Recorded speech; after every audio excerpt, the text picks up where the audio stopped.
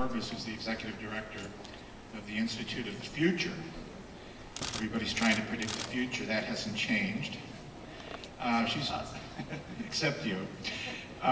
She's the author of The Nature of the Future, which I quickly read the last 2 days on planes, and I recommend it highly. Dispatches from the Social Structured World. So my first question is a broad question for you, Marina, and that is, tell us a little bit about the nature of the future and how the Institute approaches, understanding what's going to happen. And then maybe we can get more specific into some of the areas that are important to us all in this room today. Sure.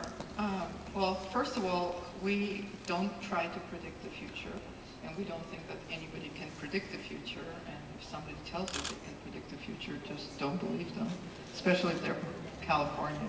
So we don't try to predict the future. What we do, a lot of our work is we actually look at signals.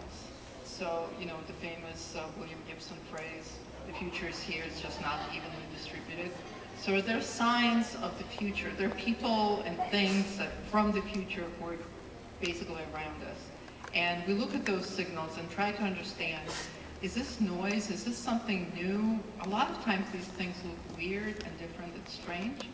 But we like to look at them and say, what is the larger story that these signals are telling us? And if you bring all these signals together, what is the pattern, larger pattern that's unfolding? So a lot of our work is understanding these patterns of we're moving from this kind of world into this kind of world. So that's a lot of our work.